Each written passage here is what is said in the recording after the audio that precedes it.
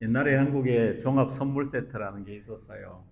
엄마, 아빠가 밖에서 일하고 들어올 때 조그마한 선물을 하나씩 가져오면 아이들이 참 기뻐하죠. 그런데 특별한 선물을 받을 때가 있어요. 그게 종합 선물 세트예요. 거기는 다 들어있어요. 그래서 아이들이 먹고 싶은 메뉴대로, 종류대로 다 들어있죠. 그거 기억나시죠? 예. 그래서 아이들이 그걸 받으면 몇 날 며칠 동안 이제 행복하게 되는 거죠. 우리가 예수님을 믿는다고 하는 것은 우리 인생에 있어서 마치 종합 선물 세트를 받은 것과 같아요. 왜냐? 예수님 안에 다 있거든요. 예수님은 인생의 모든 문제를 십자가에서 해결하셨어요. 그렇기 때문에 이 세상에서 제일 복받은 사람 누구냐? 누가 가장 성공한 사람이냐? 신명기 33장에 답이 나오는데 이스라엘이여 너는 행복자로다 그랬어요. 이 세상에 너같이 복을 받은 사람이 어디 있느냐?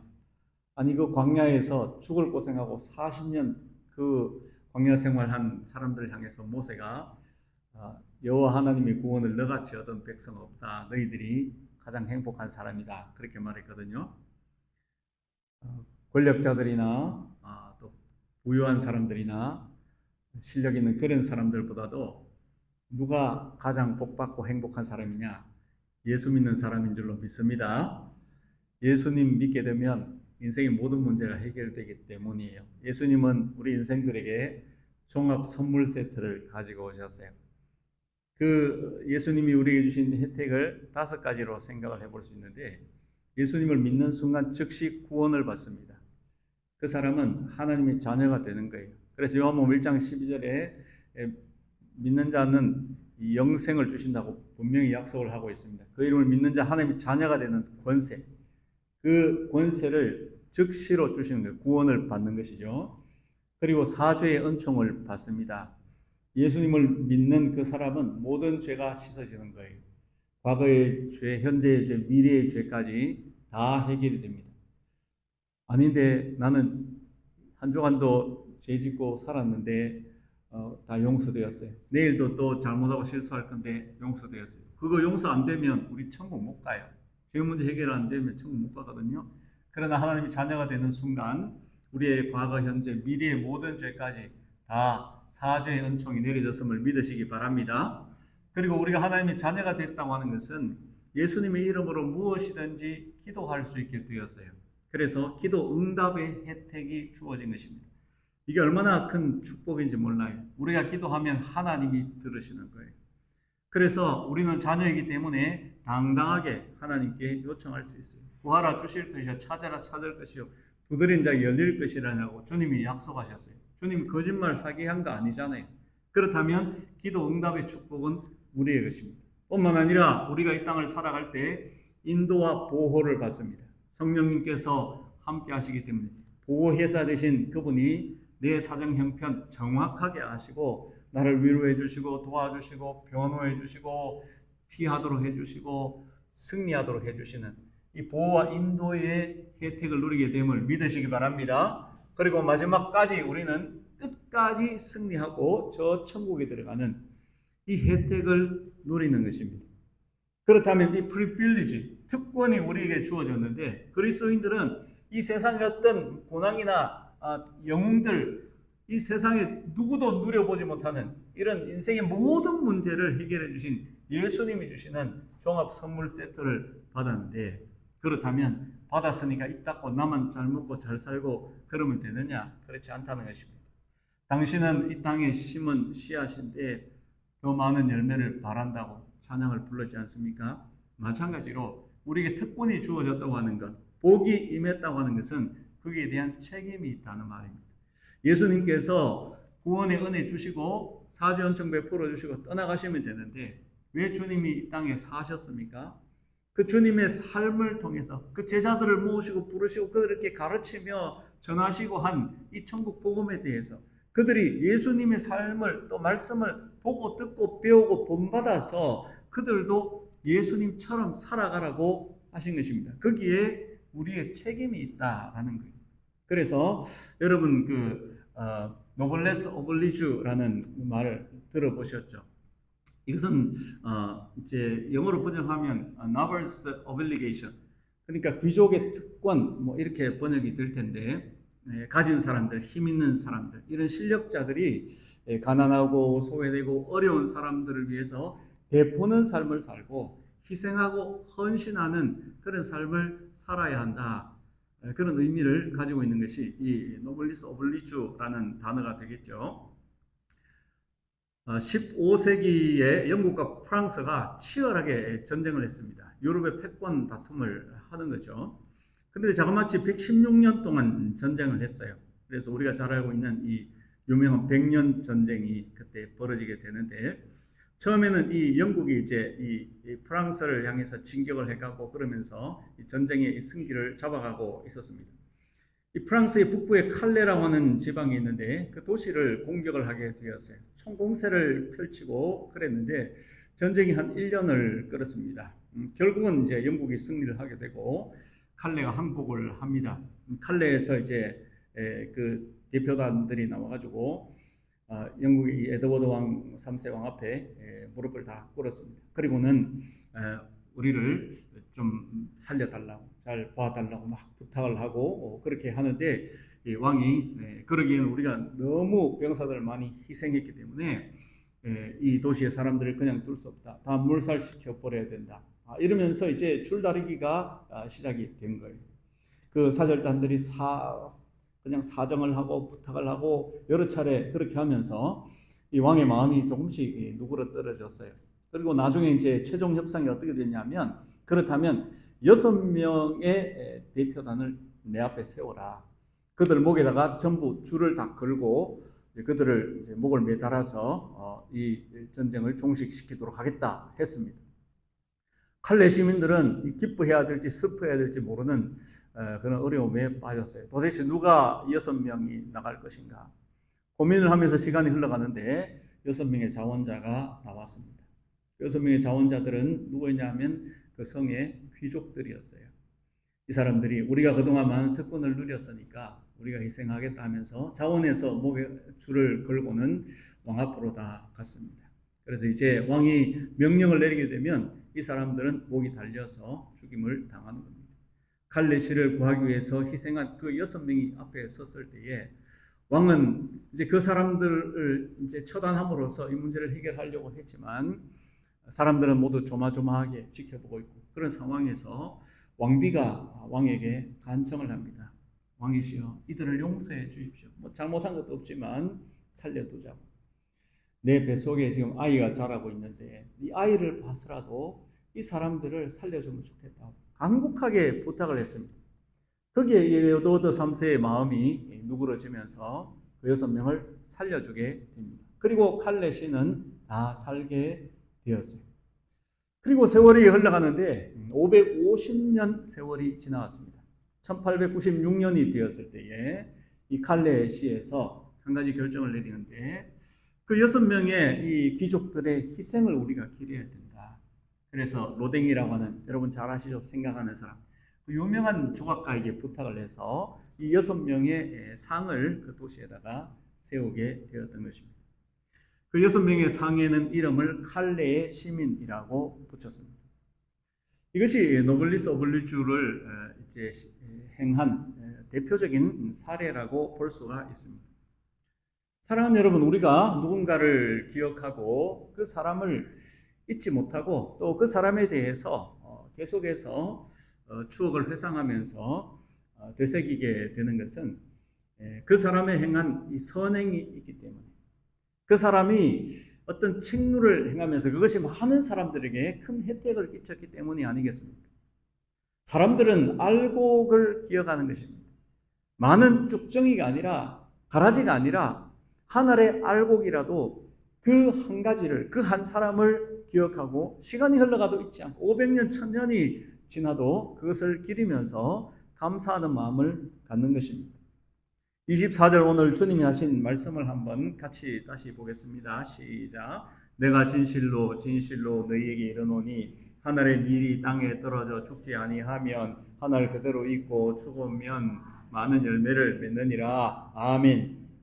우리가 잘 아는 아주 지극히 단순한 진리입니다. 한 알의 밀, 그게 땅에 떨어져가지고 죽으면, 그러니까 이것을 이제 바꿔서 말하면 희생을 하면, 순교하면, 사명을 다하면 이런 의미가 되겠죠. 예수님께서 말씀하신 이 하늘의 미리 누구냐? 바로 우리 한 사람 한 사람이라는 것입니다. 우리가 희생하면, 우리가 자신의 생명을 버려서 의로운 일에 헌신하게 되면 그로 인하여서 많은 열매들이 맺히게 된다. 지극히 단순한 말씀인데, 예수님이 이 말씀이 어떻게 이루어지는가 하는 것을 보여준 사건이 바로 십자가입니다.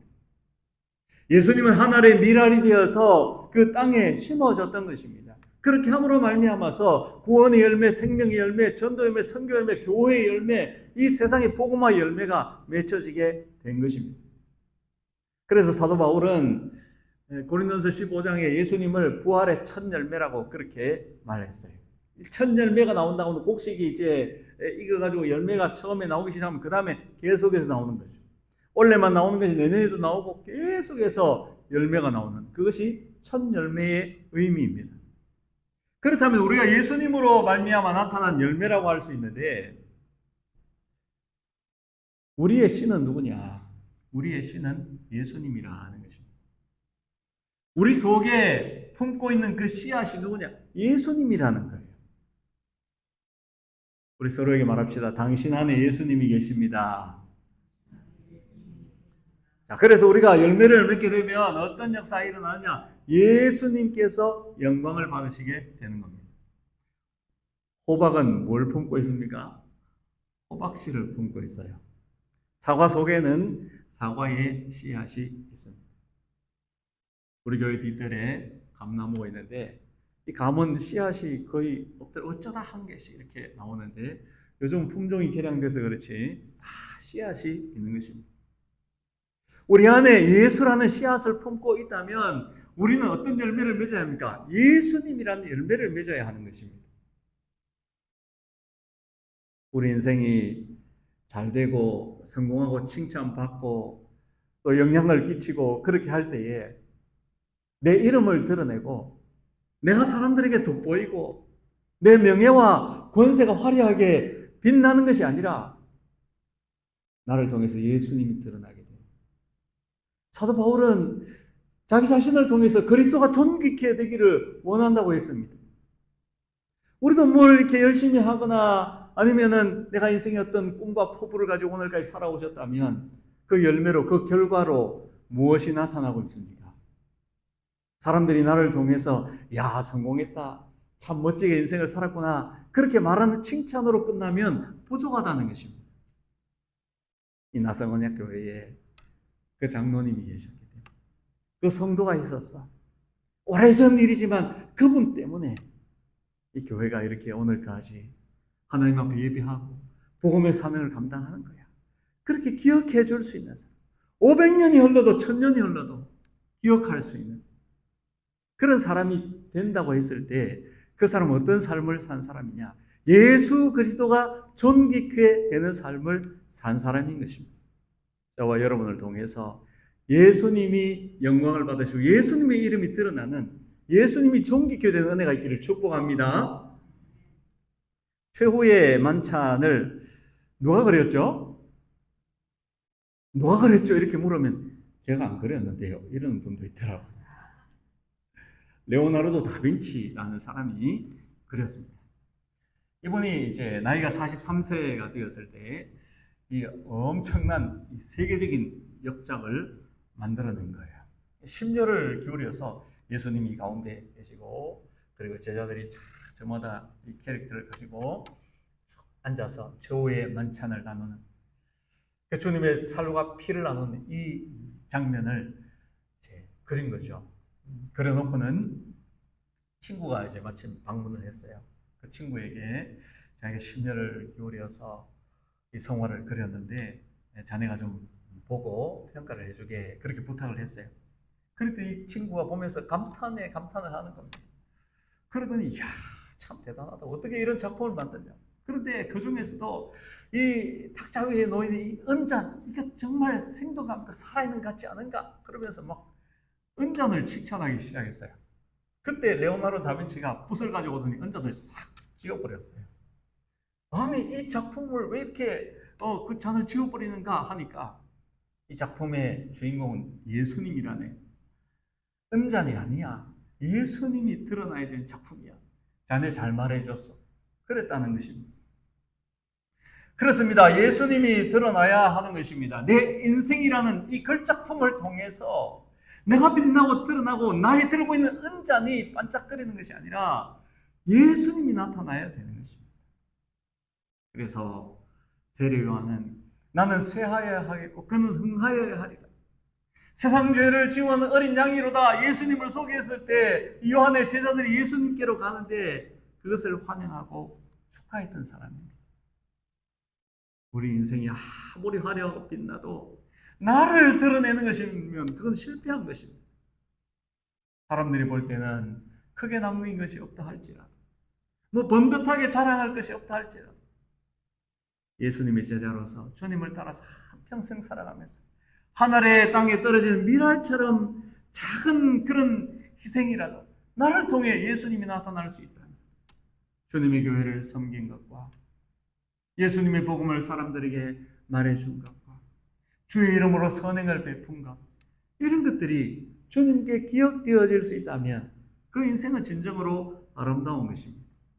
빌립보서 1장 20절 말씀 우리 한번 같이 봅시다. 시작. 나의 간절한 기대와 소망을 따라 아무 일에든지 부끄러워하지 아니하고 지금도 전과 같이 온전히 담대하여 살든지 죽든지 내 몸에서 그리스도가 존귀하게 되게 하려 하나니 이는 내게 사는 것이 그리스도니 죽는 것도 유익함이라. 아멘. 간절한 기대와 소망 그게 뭐라는 겁니까? 내 몸에서 그리스도가 존귀케 되는 것이다. 나는 살든지 죽든지 그거 나는 관계없다. 그러나 나를 통해서 그리스도가 존귀하게 될 수 있다면 나의 간절한 기대와 소망은 이루어진다. 그 말 아니겠습니까? 아주 좋은 찬양이 있습니다. 내 안에 사느니 예수 그리스도니 나의 죽음도 유익함이라. 나의 왕, 내 노래, 내 생명 또 내 기쁨, 나의 힘, 나의 검, 내 평화, 나의 주, 내 안에 사느니 예수 그리스도니 나의 죽음도 유익함이라. 내가 사라져도 내가 없어져도 내 존재감이 상실되어도 나를 통해서 예수님이 드러날 수 있다면 그것은 성공한 것입니다. 그런 삶이 될 수 있기를 축복합니다. 예수님께서 베드로와 야고보, 요한 데리고 아끼는 제자들이잖아요. 높은 산에 올라가셨어요. 예수님 모습이 순식간에 휘황찬란하게 변형이 되셨어요. 그리고는 모세가 나타나고 엘리야가 나타났습니다.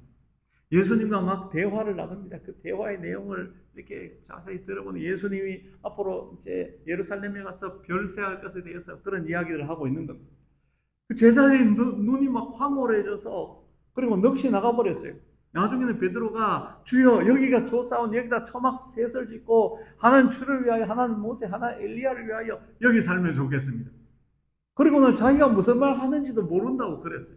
그렇게 넋이 나간 제자들에게 예수님이 오셔서 만져주니까 이 제자들이 정신이 번쩍 들었습니다. 그리고 나서 예수님만 보였다 그랬어요.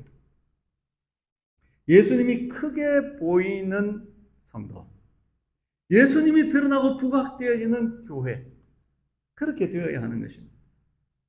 예수님이 드러나기 위해서는 어떻게 해야 됩니까? 간단합니다. 내가 감추어지면 되는 것입니다. 예수님이 살기 위해서 어떻게 해야 됩니까? 내가 죽으면 되는 것입니다. 그래서 사도 바울은 자기의 소원이 뭐냐? 나는 날마다 죽노라 그랬어요. 매일매일 자기를 죽이는 것입니다. 왜? 그래야 예수가 드러납니다. 자신을 감추어야지, 자신을 부인해야지 예수님께서 나타날 수 있으니까. 바울이 가장 큰 과제로 삼았던 것은 어떻게 하면 나를 십자가에 못 박아 죽게 만들 것인가? 어떻게 하면 나를 통해서 예수님이 드러나게 할 수 있을 것일까? 우리도 그런 목표를 가지고 살아갈 수 있다면 나에게서 예수님이 나타날 수 있으면 좋겠다. 내 말 한마디가, 내가 사람들의 관계 속에서, 내가 직장에서 나를 드러내고 내 경력을 인정받는 것이 아니라 저 사람 보니까 예수님을 닮은 것 같아. 저 사람을 보니까 예수님이 어떤 분인지 알 것 같아. 저 사람이 다니는 교회가 어떤 교회인지 알 수 있을 것 같다고. 그렇게 말할 수 있다. 그래서 우리가 굳이 사형리를 말하고 이슬비 천도 편지를 보내지 않아도 사람들이 나를 보면서 거룩한 궁금증이 일어나서 당신이 믿는 예수를 나도 믿어보고 싶다고 말할 수 있는 예수의 향기가 되고 예수의 편지가 되어서 내가 아니라 나를 통해서 내 삶을 통해서 내 말과 은행 심사를 통해서 예수님이 나타날 수 있는, 드러날 수 있는 그런 삶이 되면 좋겠습니다. 바울은 그것이 그의 소원이었어요. 주님은 열매를 보면 그 사람을 안다 그랬습니다. 씨를 봐서는 잘 모릅니다. 씨는 까맣고 동글동글하고 크고 작고 그렇습니다. 그런데 그걸 갖다 심으면은 이게 채송화 씨였구나. 이게 겨자 씨였구나. 이거 사과 씨였네. 알 수 있다라는 것입니다. 언제 내게서 예수님이 드러납니까? 내가 열매를 맺을 때. 내가 열매를 맺는 것은 나를 드러내고 나를 높이는 것이 아닙니다. 내 삶을 통해서 성령의 열매들이 나타나는 것입니다. 그 성령의 열매들은 나를 희생하고 죽일 때에 드러나는 성품의 변화들을 가리킵니다. 내 교만이 죽어야 하는 것입니다. 내 자존심은 부서져야 하는 것입니다. 나는 감추어져야 하는 것입니다. 그러할 때 성령의 열매가 맺히게 되고 예수님이 내 삶을 통해 나타납니다. 예수님은 하늘의 밀알로 땅에 떨어졌지만 그 열매는 수천, 수만, 수억의 열매로 나타났습니다. 하늘의 열매가 갈보리에 심어짐으로 말미암아서 온 인류가 구원받을 수 있는 길이 열리게 되었던 것입니다. 주님은 하늘의 열매가 30배, 60배, 100배가 될 수 있다고 말씀하셨어요. 우리 그리스도인들이 하늘의 밀알처럼 보잘것없는 그런 존재라 할지라도 우리가 정말로 예수님의 그 DNA를 품고 땅에 심어질 수 있다면, 희생할 수 있다면, 나를 내어줄 수 있다면, 양화진에 가보면 선교사들의 묘역이 있습니다. 서울 양화진에 그 선교사들의 묘역들 쭉 다녀보면은 그 중에서 아이들의 이름도 나옵니다. 그래서 아이가 태어나자마자 죽은 그런 아이들도 있고, 이 풍토병 같은 게 있으니까 너무 위생적으로 열악하잖아요. 1년도 못 돼서 선교한 그런 분들도 많이 있어요. 자, 그러면 그분들의 희생이 어떨 것이냐? 그렇지 않아요. 그분들이 거기에 심어졌기 때문에 하나의 밀알이 되어서 아무것도 알지 못하는 그 땅에 와서 그들이 공부를 적게 했습니까? 잘나고 똑똑하고 학벌이 좋은 얼마든지 이 편안하게 이 선진국에 살아갈 수 있는 그런 사람들이었는데 거기 와서 하늘의 밀알이 되어서 심어지고 그것이 헛된 것처럼 보이고 아무런 변화도 일어나지 않는 것처럼 여겨졌지만 100년, 130년 흘러가는 동안에 한국이 복음화되고 세계 선교의 1, 2위를 다투는 그런 나라가 되고 경제 대국이 되고 한강의 기적이 일어나고 거기에는 그들이 심어진 밀알의 수고와 헌신이 있었기 때문이었다라는 것을 우리는 잘 알고 있습니다. 우리 한 사람 한 사람은 미약하지만 보잘것없어 보이지만 하늘의 밀알처럼 초라한 것 같지만 우리가 한 가정에 예수라는 복음의 그 씨앗을 품고 심어지게 될 때 가정과 가문이 복음화된 역사가 일어나는 것입니다. 그런 아이들이 학교에 가서 정말 기도하면서 하나님 말씀을 읽으면서 그렇게 공부를 하게 되면 그 학교가 바뀌는 겁니다. 그런 기업이 나오고 그런 기업인이 나오고 직장인이 나오고 이 사회의 지도자들이 나와서 하나의 밀알이 되어서 이 노블리스 오블루주를 실행하게 되면 그 희생과 헌신으로 말미암아서 이 세상이 변화될 수 있다는 것입니다.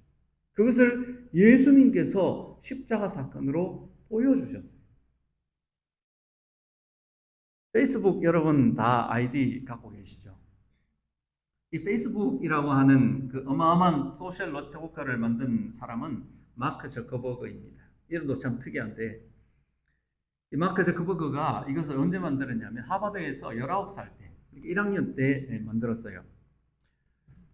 그냥 단순히 어떤 뭐 이렇게 설문조사를 하는 뭐 인기도 같은 거 아이들 사이에 있을 수 있는 그런 프로그램으로 만들었는데, 이게 히트를 친 겁니다. 아이들이 다 뭐 가입을 하는 거예요. 그러면서 이게 막 세계적인 이런 플랫폼이 되었잖아요. 그래서 뭐 이게 한 재작년쯤 해서는 이 지구상의 인구 절반 이상이 이 페이스북에 가입이 되어 있을 정도. 선교지에 가보면 느낄 수 있어요. 아주 뭐 오지고 열악한데 빈민들이 사는 그런 곳인데도 페이스북 아이디를 먹어요. 그러면 자기가 연락을 하겠다라는 것입니다. 그렇게 영향력 있는 사람이 되었어요. 이 사람이 지금부터 10년 전에 자기 첫 번째 딸 아이가 태어났을 때 자기의 그 지분의 페이스북의 그 지분의 99%를 사회에다가 환원을 하겠다 그랬어요. 작년도 이 사람의 자산이 얼마가 됐냐면 한국 돈으로 270조, 그러니까 2,600억 달러가 되었어요. 어마어마한 뭐 그 가치를 헤아릴 수 없을 정도로 그렇게 엄청난 부를 가지고 있지만, 이 사람이 많은 이 사회에 환원과 기부를 하면서 그렇게 살아갑니다. 지금 나이가 42살이에요. 이 저커버그가 말합니다. 작은 일부터 시작해야 위대한 일이 생긴다. 작다고 하찮게 여기고 아이고 이거 뭐 해가지고 뭐가 되겠어. 그래서 안 된다는 것입니다. 그래서 하버드가 이 저커버그를 만든 것이 아니고 저커버그가 하버드를 새롭게 만들었다는 말이 나올 정도로 작은 것, 그 친구들의 관계망에 있어서 편의를 제공해주는 그 프로그램 하나 만든 것이 세계 역사를 새롭게 쓸 만큼 영향력을 발휘했다라는 것입니다. 뜨거운 열정보다 지속적인 열정이다. 한번 그냥 막 열심히 내고 끝나는 것이 아니라 계속해서 그 열정을 불태워가는 것입니다. 그리고 주위의 비난이나 손가락질 이런 것은 신경 쓸 필요가 없다는 거예요. 우리 같이 한번 읽어볼까요? 시작. 작은 일부터 시작해야 위대한 일이 생긴다. 뜨거운 열정보다 지속적인 열정이다. 주위의 비난에 흔들리지 말고 묵묵히 나아가라. 복음적이잖아요. 예수님이 작은 십자가에서 자신을 희생시킨 그 일을 통해서 그 열정의 불꽃이 온 세계를 향해서 복음화의 놀라운 능력으로 열매로 맺혀지는 것과 같은, 주위의 비난에 흔들리지 않고 묵묵히 나아갈 수 있는, 여러분 이 하늘의 미랄이 바로 축복의 통로가 된다는 것을 우리는 알아야 됩니다. 그래서 오늘 내가 할 수 있는 하늘의 미랄을 심는 것입니다. 아까도 말씀을 드렸습니다만 작은 섬김을 할 때 예수님의 이름으로 하는 것입니다. 직장에서 동료를 도와줄 때에 예수님의 이름으로 그들을 도와주십시오. 예수님의 이름으로 이 사회에서 우리가 할 수 있는 일을 하는 것입니다. 가정에서 아이들을 돌볼 때도, 또 가정에서 식구로서 역할을 할 때도 예수님의 이름으로 하는 것입니다. 그런 작은 하늘의 씨앗이 심어져서 풍성한 열매가 맺힙니다. 그리고 또 중요한 것은 우리가 복음을 전하는 것입니다. 이 복음을 전할 때 예수 그리스도 씨앗이 나누어집니다. 하늘의 미랄이 그 사람들의 심령에 심어지는 것입니다. 그리고 복음화의 열매가 가정과 가문에 나타나게 됩니다. 마지막으로 중요한 것은 기도로 축복의 씨앗을 심는 것입니다. 하늘의 미랄을 심듯이 그날 하나님 앞에 드려야 할 기도의 씨앗을 우리의 삶의 밭에다가 뿌리는 것입니다. 이것이 참 중요합니다. 지난 세월을 거슬러 보면 우리가 기도해서 하나님 오늘까지 베풀어진 은혜로 살아왔잖아요.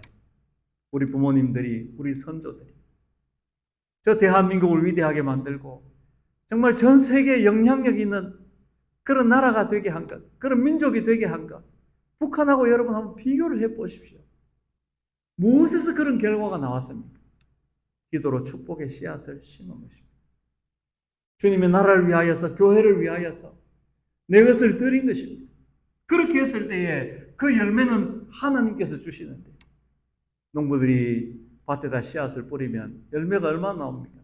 주님은 30배, 60배, 100배라 했지만 1000배, 10,000배가 나오는 것입니다. 오늘 나에게 주어진 시간 속에서 내가 할 수 있는 것 가운데 나의 말과 은행 심사 속에서 예수님의 씨앗을 심으십시오.